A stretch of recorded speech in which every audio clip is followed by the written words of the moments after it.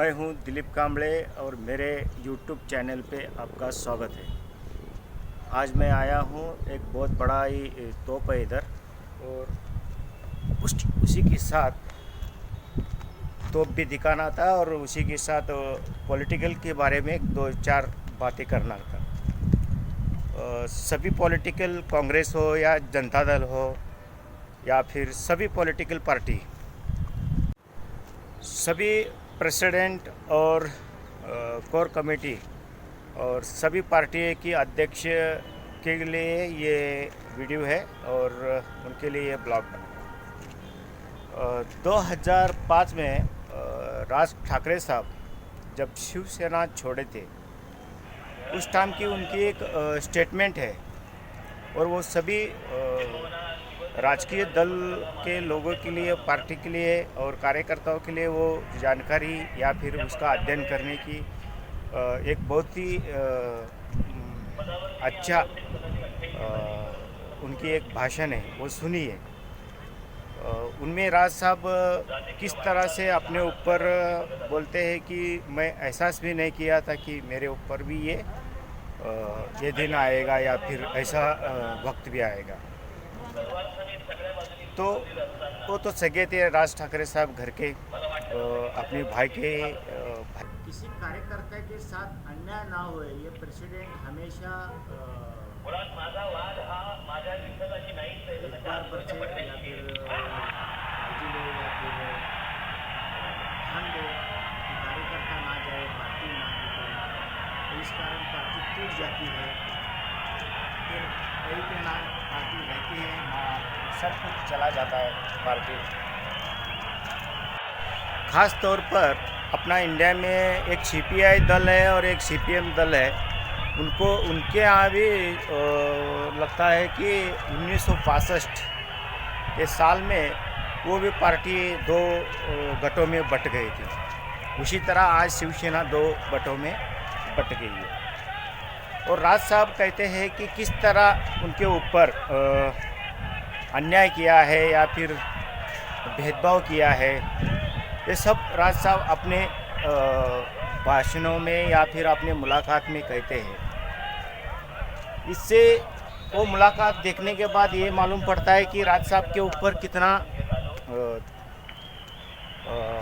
भेदभाव किया है।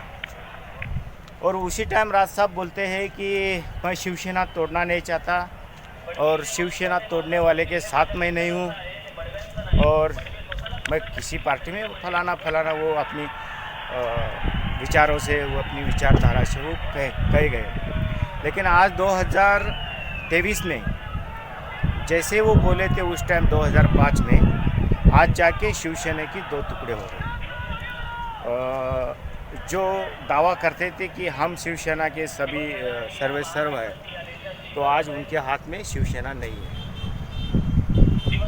तो इससे सभी दल के प्रेसिडेंट और सभी दल के कोर कमेटी और केंद्र कमेटी ये सीखी है कि किस तरह एक कार्यकर्ता, मैं भी एक कार्यकर्ता हूँ और उसी नाते से हो सकता है मेरे ऊपर भी थोड़ा इधर उधर हुआ होगा, लेकिन किस तरह कार्यकर्ता के ऊपर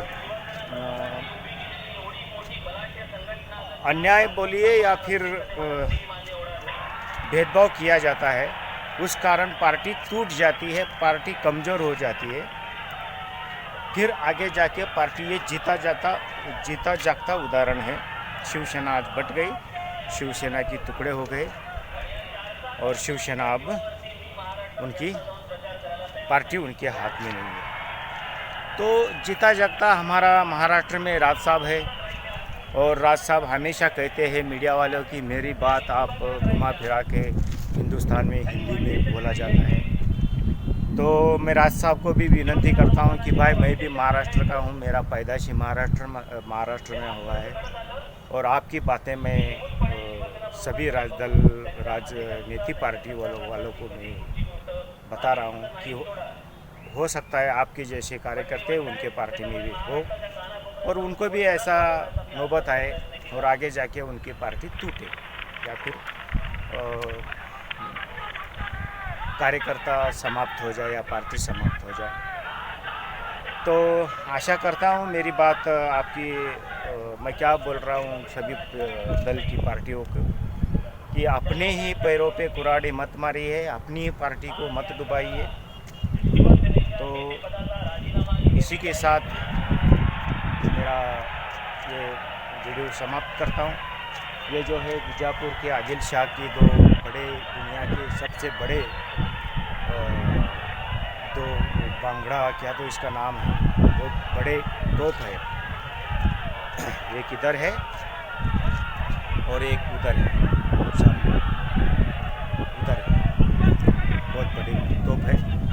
तो आज टाइम मिला तो पॉलिटिकल बारे में एक दो शब्द बातें करनी थी। तो यहाँ से वो गोल गुम्बद भी दिखता है आदिल शाह का। जय महाराष्ट्र और जय कर्नाटक और लाल सिंह।